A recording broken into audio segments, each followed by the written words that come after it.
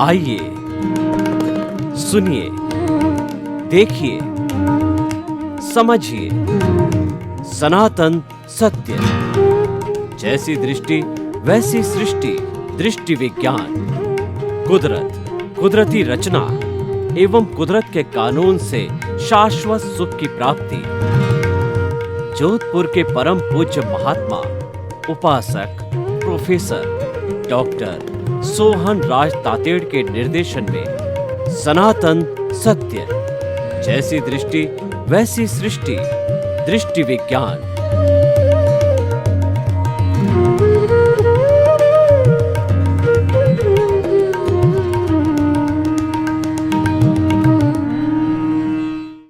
भाई और बहनों, मातृशक्ति को नमन। आज का जो हमारा बहुत सुंदर विषय है जो हम आपके सामने प्रस्तुत करने जा रहे हैं, वह है सुख की राह। यानी हम किस प्रकार से सुख को प्राप्त करें। हर प्राणी, छोटा हो या बड़ा, जो जन्म लेता है वह मरना नहीं चाहता, वह सुख चाहता है। दुख कोई नहीं चाहता। दुख तो हो जाता है, दुख तो आ जाता है। ये होना और करना, ये दोनों अलग अलग बातें हैं। होना स्वतंत्रता, करना स्वतंत्रता। होना परिणाम, करना पुरुषार्थ। होना ये जड़ जगत से जुड़ा हुआ है और करना ये भाव जगत से जुड़ा हुआ है। क्योंकि जो हमारी चेतना है वही चार्ज कर सकती है, जड़ चार्ज नहीं कर सकता है। यानी भविष्य के अंदर क्या होने वाला है या अभी हमको क्या प्रवृत्ति करनी है, यह विषय जो है चेतना का है। ये बात मुख्य तौर से हमको समझनी होगी, जड़ और चेतन की भेद रेखा। क्योंकि सारा जो ब्रह्मांड है ये दो तत्वों से बना हुआ है। एक तो जड़ है और दूसरा चेतन है। जड़ है हमारा साधन है और चेतन है वह हमारा साध्य है। जड़ का सूक्ष्मतम रूप परमाणु है, वो इटर्नल है, और चेतन इटर्नल है। भूत भविष्य वर्तमान में उसमें कोई परिवर्तन नहीं आता। द्रव्य आत्मा मूल स्वरूप के अंदर विशुद्ध आत्मा है, मुक्ति वाली आत्मा है, लेकिन उसके साथ जड़ मिल गया। जड़ रूपी मिश्रण हो गया, कार्बन शरीर चतुस्पर्शी मिल गया, जो अज्ञान कहलाता है, जो राग द्वेष कहलाता है। अगर मैं उन सबके नामों की सूची करूं अज्ञान की, तो आज विश्व में 365 तरह के धर्म दर्शन है। जो आत्मा में विश्वास करते हैं वो सभी कर्म में विश्वास करते हैं, वो सभी कर्म बंधन में और मुक्ति में विश्वास करते हैं, मोक्ष में विश्वास करते हैं। तो वो सभी ये मानते हैं मुख्य रूप से भावार्थ रूप में। नाम कुछ भी हो सकता है कि अज्ञान के कारण ही ये जो हमारा चेतन तत्व है वो जड़ तत्व से बाधित हो गया।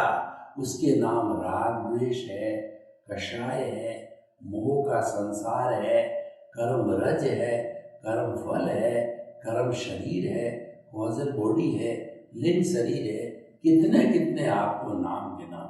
खैर, एक अज्ञान शब्द को लीजिए। ये अज्ञान आने से ये जड़ और चेतन मिल गए। आप अज्ञान को हटा दो, जड़ अपने मूल स्वरूप जो हमारा ब्रह्मांड है उसके अंदर चतुस्पर्शी में जाके मिल जाएगा। और ये जो क्रिएट किया है, ये कर्म शरीर ने जो क्रिएट किया है, ये जो पंचभूत का पुतला, पृथ्वी जल अग्नि वायु और आकाश, ये जाके पृथ्वी में, जल में, अग्नि में, वायु में, आकाश में जाकर के मिल जाएगा। तो इस तरीके से चेतन तत्व जो है डोमिनेशन है। सारा जो कुछ भी संसार में हमको सुख दुख की अनुभूति होती, आज का विषय है सुख की राह का। ये विषय आत्मा से जुड़ा हुआ है और हमारा सनातन सत्य का मुख्य उद्देश्य भी यही है कि शाश्वत सुख की नींव लगाना। शाश्वत तो हम आपको कैसे दे सकते हैं, क्योंकि शाश्वत सुख तो मुक्ति में है। मुक्ति अभी कभी नहीं मिल सकती, और भरत क्षेत्र में तो मुक्ति जम्बू स्वामी ने मुक्ति के मोक्ष के ताले लगा दिए हैं। अब आपकी ताकत है तो आप महाविद्य क्षेत्र के अंदर सिमंदर स्वामी के चरणों में जन्म ले सकते हो। ऐसे भाव डालो, ऐसी प्रतिष्ठा करो, क्योंकि उसमें आप स्वतंत्र हो। प्रतिष्ठा करने में आप स्वतंत्र हो, परंतु प्रतिष्ठा कर दी है फिर आप स्वतंत्र हो जाओगे। मैं आपको उदाहरण देना चाहता हूँ। बहुत अच्छी बारिश हो गई, एक किसान के बड़ा खेत था, तो बारिश के पहले उसने खेत का जो है, जिसको कि देसी भाषा में निदान कहा जाता है, सूड़ कहा जाता है, वो जो है उसने साफ सुथरा कर दिया। और साफ सुथरा करने के बाद तो मन में बहुत खुश है कि अच्छी बारिश है, फसल अच्छी होगी, फसल अच्छी होगी तो समृद्धि आएगी।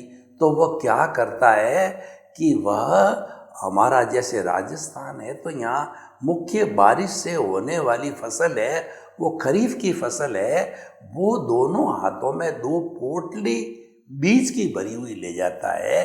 एक में तो फूड ग्रेन बाजरा राजस्थान का 12 मास खाया जाता है, और जैसे दूध के प्रोडक्ट बनते हैं, जैसे बाजरा के सैकड़ों तरह के प्रोडक्ट बनते हैं, बाजरा की रोटी बनती है, बाजरा का दलिया बनता है, और बाजरा का जो कहना सूप बनता है, और बाजरा के कितने कितने प्रोडक्ट बनते हैं दूध की तरह। तो ये 12 मास खाया जाता है, और ये प्रिय भोजन है राजस्थान वासियों का। एक तो वो लेके जाता है, दूसरा जो इसके सपोर्टर्स है, जो कि यहाँ की जमीन मानती है और पैदा हो सकते हैं, मूंग है, मोठ है, तिल है, ग्वार है, और काकड़ी के बीज है, मतीरे के बीज है, ये दोनों फ्रूट है। तो ये भी साथ में मिक्सचर में डाला जाता है। तो इस तरीके से वो चिंतन करता जाता है, और अंतिम समय तक कोई निर्णय नहीं लेता है, और फिर लास्ट में जाके हल चलाने की बात होती है तो मिक्सचर की पोटली उसके फनल के ऊपर डाली और सारे खेत को वो खड़ देता है। फिर जब घर आता है तो रात के समय में सोते समय उसका चिंतन होता है कि देखिए, मैं मेरे यहाँ का इस ज़मीन का जो फूड ग्रेन बाजरा बहुत मीठा होता है, बाजरा का तो मैंने बोया नहीं है, तो अब 12 महीने का भोजन है जो मैं प्रिजर्व कर लेता हूँ, मैं इकट्ठा कर रखता हूँ, 12 महीने तक उसमें बाटलियाँ वगैरह डाल करके स्टोर किया जाता है, वो सड़ता नहीं है। तो अब मुझे बाजार से लाना पड़ेगा, कैसी टेस्ट का मिलेगा, क्या है, थोड़ा उसके चिंतन के अंदर आया ये बात। अब वह कुछ नहीं कर सकता। Once a time when you have enjoyed the seed, you are supposed to get the fruits of that seeds. जैसा बोओगे वैसा पाओगे, बो दिया है, स्वतंत्र हो गए, वही आपको मिलेगा। आपने भाव डाल दिए हैं तो भावों में करेक्शन भी हो सकता है, लेकिन ये तो एक रूपक के रूप में है। अब उन बीजों को हटा करके नए बीज डालना, ये तो बहुत लंबी कार्रवाई हो जाती है। तो कहने का अर्थ ये होता है कि जैसे आपने भाव डाल दिए फाइनल रूप से, तो आपको वही द्रव्य कर्म के रूप में परिणाम मिलेगा, और वह परिणाम हम भोगते हैं। तो भाइयों और बहनों, सुख की राह, सुख कब मिलता है? सुख मिलता है पुण्योदय से। और वह वैसे तो हमारे सनातन सत्य कार्यक्रम के अंदर सुख और दुख भ्रांति मानते हैं। हम कैसे मानते हैं? मान लीजिए हम किसी भगवान के दर्शन करने मंदिर में जा रहे हैं और वापस आते हैं तो बाहर भिखारी बैठे रहते हैं, तो वो दान पुण्य की आशा रखते हैं। तो हमने 10 रुपये का नोट एक भिखारी को दिया, तो वो भिखारी बहुत प्रसन्न हुआ कि मुझे सेठ जी ने 10 रुपये का नोट दिया। और उसके बाद में थोड़ा सा आगे चले तो आगे चलने पर जो है वो एक वेल टू डू व्यक्ति आया, उसको हमने 10 रुपये का जो है वो ऑफर किया नोट। तो उसने जो है ये कहा कि जो है ये तो मेरी इंसल्ट हो गई। देखिए स्थितियां वही है, परंतु दोनों के लिए जो है वह सुख और दुख का कारण बना। ये भ्रांति है। वास्तव में सुख और दुख बाहर है ही नहीं। सुख और दुख तो मात्र हमारी आत्मा का गुण है और वो भीतर में रहता और भीतर से बाहर उसकी पुण्य और पाप के रूप में अभिव्यक्ति होती है। तो अगर आपको शाश्वत सुख चाहिए तो आप भीतर में जाइए और भीतर में जाकर के शाश्वत सुख की नींव लगाइए, तो आने वाले जन्मों में आपको ऐसा शाश्वत सुख मिलेगा जिसके बाद कभी दुख आता ही नहीं है। तो भाई और बहनों, जैसी भी स्थिति है, सुख की राह क्या है वो मैं आपको बताना चाहता हूँ, क्योंकि हमने ये जन्म पा लिया है और इस जन्म में जितना हमारा पुण्योदय है और पापोदय है उसके अनुरूप एक बार मान भी लें तो सुख और दुख मिलेगा। हम क्या करते हैं कि इस दुनिया की जो चीज़ें हैं, कभी भोजन में सुख मानते हैं, कभी जो स्त्री में सुख मानते हैं, कभी घर में सुख मानते हैं, कभी पैसों में सुख मानते हैं, कभी बाल बच्चों में सुख मानते हैं, कभी पोते पोतियों में सुख मानते हैं, कभी बैंक बैलेंस में सुख मानते हैं, कभी रिलेशन पद प्रतिष्ठा में सुख मानते हैं। लेकिन ये तो भ्रांति है, क्योंकि ये सब चीज़ें नाशवान हैं। ये सारी चीज़ें जो मैंने गिनाई है ये तो जड़ है और ये अवस्थाएं हैं। कोई भी अवस्था स्थायी नहीं होती है। अवस्था का मतलब ही है आने वाली जाने वाली, क्योंकि हर अवस्था संजोग से जुड़ी होती है और संजोग कुदरत जुटाती है। हर संजोग के साथ वियोग जुड़ा हुआ है। आज ये शरीर है, कल चला जाएगा। कई बार हमने ऐसे शरीर धारण किए। आज हमारी पत्नी है तो पति पत्नी में से कोई न कोई पहले या पीछे किसी को जाना ही होता है। आज हमारे पास जितनी धन दौलत है, जरूरी नहीं है कि ये जिंदगी भर तक रहेगी। कोई भी जड़ चीज स्थायी नहीं है, क्योंकि जड़ का काम ही परिवर्तन होता है। जो संचरण करता है वो संसार होता है। हर क्षण हर वस्तु बदलती रहती। स्थायी किसी को मत मानो। स्थायी केवल एक तत्व है, वह चेतन तत्व। और चेतन तत्व के अंदर कितनी बड़ी सुंदर बात है, जिसको हम सामान्य दृष्टिकोण कहते हैं कि कुल 84 लाख जीवा योनियां हमारे धार्मिक ग्रंथ में बताई गई है। And those all are the birth places. उनकी हम संख्या करें तो असंख्य अनंत है। और देखिए जो हमारे धार्मिक ग्रंथ बताते हैं, यानी हमारे प्रभु भगवान तीर्थंकर केवली बताते हैं कि एक भी चेतना क्रिएट नहीं की जा सकती है, न तो घटती है न बढ़ती है। उनका रूपांतरण होता है नरक गति, तिर्यंज गति, मनुष्य गति, देव गति। और अगर मोक्ष भी माने तो मोक्ष भी एक गति माने, घूमने वाली गति नहीं, परमानेंट गति। तो भी वह जीव सब मिला करके वह भूत भविष्य वर्तमान में एक्स है तो एक्स ही रहेंगे। और जो इसका साधन है, जड़ है, उसका सूक्ष्मतम रूप परमाणु है, जो कि केवल जो है अवधि ज्ञानी, मन प्रव ज्ञानी और केवल ज्ञानी देख सकते हैं। वह कोई भी अन्य साधारण प्राणी परमाणु को नहीं देख सकता। वो नॉन डिविजिबल, नॉन डिस्ट्रक्टिबल है। वह न किसी को रोकता है न किसी से रुकता है।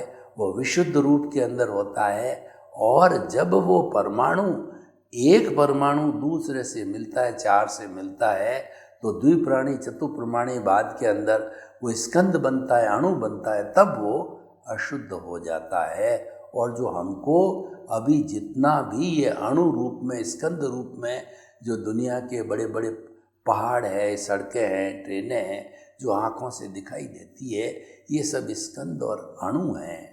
तो इसीलिए भाई और बहनों, हम आपको बताना चाहते हैं, जैसा आज का विषय है कि सुख की राह, हम आपको सुख की राह पे लाना चाहते हैं, आपको रास्ता बताना चाहते हैं, क्योंकि हमारा सनातन सात्य कार्यक्रम है, ये दृष्टि विज्ञान है, ये दृष्टि को बदलता है। जैसी दृष्टि वैसी सृष्टि। आप दिशा बदल दीजिए, दशा बदल जाएगी। आप नज़र बदल दीजिए, नज़रिया बदल जाएगा। यानी जो है, आपने सही दिशा पकड़ ली है तो निश्चित गंतव्य की ओर जाओगे। गलत दिशा पकड़ी है तो गंतव्य प्राप्त नहीं होगा। वो उसको भटकन बोलते हैं, वो भटका जाता है व्यक्ति। तो इसीलिए हम आपको राइट विजन, सही दृष्टि, सही राह बताते हैं। और आपको आज हम आपको सुख की दुकान खोल करके बैठे हैं, सुख की राह बताने जा रहे हैं। तो भाइयों और बहनों, भौतिक जगत के अंदर सुख की राह क्या है? देखिए कि जो कुछ आपको मिलना है वो तो नियत होके आ गया है, आपको पता नहीं है। आप साथ में लेकर के आए हो पुण्य पाप का, इस साल का, इस उम्र का सारा जो है द्रव्य कर्म आप साथ में प्रारब्ध और उदय भाते के रूप में लेके आए हो। जितना आपका जो कहना चाहिए कि आयुष्य कर्म है 60 वर्ष 70 80 वर्ष का, वो लेके आए, उसमें फेर बदल कतई संभव नहीं है। वो ऑटो मोड से खुलेगा, समय आने पर खुलेगा। वो तो बैटरी है जो डिस्चार्ज हो रही है, समय समय पे वो 100 से जो है 95 98, आप 100 को कहोगी वो तो 1% हो जावे, संभव नहीं है। अपने हिसाब से जो है वो 1% में धीरे धीरे आएगी आयुष्य की समाप्ति के इर्द गिर्द। तो हम ये कहना चाहते हैं, ये तो चल रहा है, अब सुख भी मिलेगा, दुख भी मिलेगा। आप लेके आए हो, आपका क्रिएशन है और आपका परिणाम है। आपने जैसा जो है पेपर दिया था उसका रिजल्ट आपको, लेकिन हम उसको सुख में कन्वर्ट करने के सूत्र दे रहे हैं आपको। पहला सूत्र है कि दुख में से सुख निकालने की कला सीखिए। मान लीजिए कि आपका उदय और प्रारब्ध चल रहा है कि आपका कोई प्रिय व्यक्ति जो है वो घर से चला गया, तो आपको बहुत दुख देगा और आप आर्त ध्यान के रास्ते के अंदर चले गए तो रोते रहोगे, कई महीने तक रोते रहोगे और आपकी कॉजल बॉडी को बढ़ा दोगे। तो आपको हम क्या देना चाहते हैं कि आप आर्त ध्यान, रौद्र ध्यान को छोड़ के धर्म ध्यान का रास्ता पकड़िए। धर्म ध्यान का रास्ता क्या है कि आपका जो प्रिय व्यक्ति चला गया है उसके प्रति मंगल भावना भाओ कि वह आत्मा कहीं पर भी है, वह धीरे धीरे प्रगति करती हुई मुक्ति को जावे। श्रद्धांजलि अर्पित करो और उस आत्मा के जो लोक कल्याण के शेष कार्य थे, जगत कल्याण, जगत के जो भले के जो कोई शेष कार्य थे वो आप पूरे करो। उसके प्रति सच्ची श्रद्धांजलि रहेगी और उसके जब उसके हम पूरे काम करेंगे तो निश्चित रूप से वो आत्मा जहाँ भी है उसके पास संप्रेषण पहुँचेगा, उसको प्रसन्नता होगी। और जिसके प्रति हम मंगल भावना बा रहे हैं तो हर आत्मा अव्ययवाद होती है। और हल्की होने का अर्थ यह है कि हमारी दिशा सही है, हमारी दिशा ऊर्ध्वगामी हो गई है। भारी होने का अर्थ यह है कि आत्मा का नीचे जाना, और जो है वो हल्की होने का अर्थ है कि वह ऊपर जाना, अपनी आत्मा का ऊर्ध्वारोहण होना। तो भाई और बहनों, ये दूसरा हुआ कि हर एक को, हमें इस दुनिया के हर प्राणी को निर्दोष मानना चाहिए। तीसरा, जब दुख की, देखिए सुख की राह का मतलब हो गया, अगर जब आपका पुण्योदय है तो आपको सुख मिलेगा, क्योंकि सीधा सा कबीरदास जी ने कहा है कि दुख में सुमिरन सब करे और सुख में करे ना कोई। जो सुख में सुमिरन करे तो दुख काहे का होए। जब हम भगवान को याद करते हैं तो दुख आता, जब याद करते हैं प्रभु मुझे दुख आ गया, मेरे को सुख की स्थिति में ले जाओ, तो हम अगर सुख में याद करें तो दुख आएगा ही नहीं, क्योंकि पानी के आने के पहले हम अगर पाल बांध दें, पुल बना दें, हम बांध बना दें तो पानी हमारा क्या नुकसान करेगा? पानी तो आएगा ही, बारिश की ऋतु है। लेकिन ये जो व्यवस्था हमको करनी होती है तो ये व्यवस्था हम कर लेते हैं तो जो है दुख आने की स्थिति नहीं आएगी। लेकिन कोई बात नहीं, सुख और दुख तो दो पलड़े हैं, ये पुण्य पाप है, उदय प्रारब्ध के लिए हम आपको दोनों रास्ते बता दें। सुख में तो आपको सुखी ज़्यादा इतना फूलना नहीं है कि सुख में अगर आप फूल गए तो अहंकार, क्रोध, मान, माया के वशीभूत होकर के आप कर्म बंधन कर सकते हो। उसको तो नेचुरल रूप में लो कि भाई मेरा पुण्योदय है, मुझे प्राप्त हुआ है तो अच्छी बात है, उसको शेयर करो, उसको बांटो, उसको एंजॉय करो, अच्छी बात है। लेकिन क्रोध, अहंकार, माया, लोभ के रास्ते नहीं जाना है। ये सुख में सुखी रहने की राय है। अब मान लीजिए हम आपको दुख में जो है कैसे सुखी रह सकते हैं वो आपको राह बता रहे हैं। तो पहला तो हमने बताया, पहला तो हमने ये बताया कि दुख में से सुख निकालने की कला सीखिए। दूसरा, जगत के किसी भी प्राणी के अंदर दोष मत देखिए, दोष होता ही नहीं है। तीसरा ये है, ये दुख जो मैं अब कोई न कोई निमित्त अवश्य आता है। जो व्यक्ति दुख देने वाला है उसके प्रति घृणा, ईर्ष्या, दुर्भावना नहीं रखना, क्योंकि वह तो निमित्त मात्र है।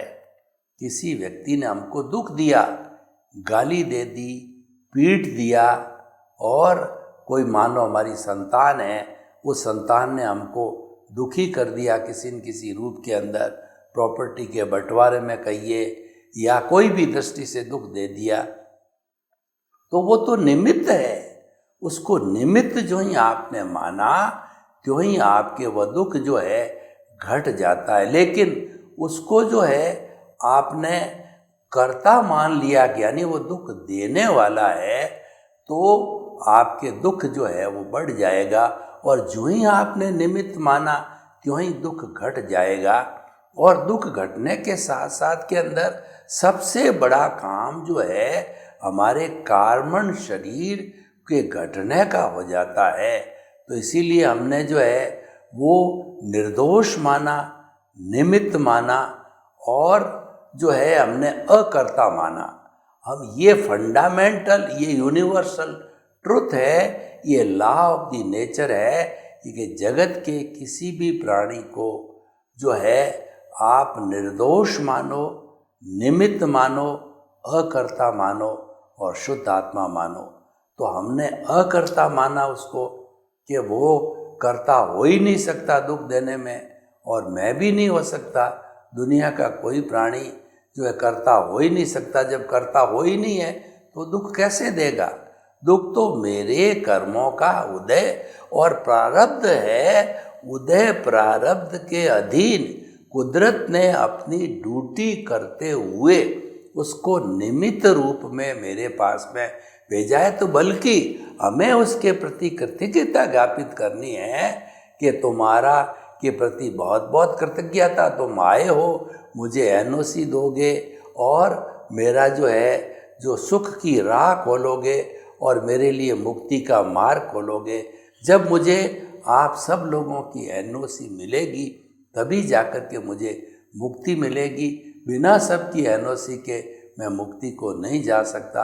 तुम तो मेरे हितैषी हो, तो हम उसको हितैषी रूप में मानते हैं। निमित्त तो सुख की राह खोल देते हैं, हमारा दुख घट जाता है। और शुद्ध आत्मा स्वरूप हमारे जो राग द्वेष क्यों पैदा होता है कि हम कोई भी व्यक्ति जो है किसी दुनिया का कोई कार्य कर रहा है उसको हम कहते हैं कि ये गलत कर रहा है, ये सही कर रहा है। हर व्यक्ति अपने अपने कर्म के अधीन कार्य करता, उसकी स्वतंत्रता सत्ता नहीं है। वो भी उदय और प्रारब्ध के अधीन कर रहा है। चाहे अपराधी है, चाहे जो है वो कहना चाहिए स्लॉटर हाउस चलाने वाला है, जेब कतरा है, मैं ये नहीं कहता हूँ कि ऐसे लोगों को शरण देनी चाहिए, प्रोत्साहन देना चाहिए। मैं तो जो है वो शाश्वत सत्य की बात बताना चाहता हूँ। वो सारी उसको शुद्ध आत्मा समझोगे तो आपके कोई राग द्वेष पैदा नहीं होगा, दुख नहीं। जहाँ राग द्वेष है वहाँ दुख है, और जब राग द्वेष पैदा नहीं हुआ तो दुख पैदा नहीं हुआ, और राग द्वेष नहीं है तो ऑलरेडी जो है आपका कर्म शरीर है वो घटता रहेगा। तो हम आपको ये बताना चाहते हैं कि सुख की राह क्या है, कि आप सनातन सत्य के नियमों का पालन करो। आप हर प्राणी को निमित्त, निर्दोष, अकर्ता और शुद्ध आत्मा समझो, तो ये सबसे बड़ी सुख की राह है। सर्वे भवन्तु सुखिनः, सर्वे सन्तु निरामया। लोक के सब जीवों को सुख मिले, शांति मिले, आनंद मिले, प्रेम मिले, और सभी अपना अपना जीवन यापन करते हुए और सबका कल्याण हो, आपके प्रति मंगल भावना। ओम आराम।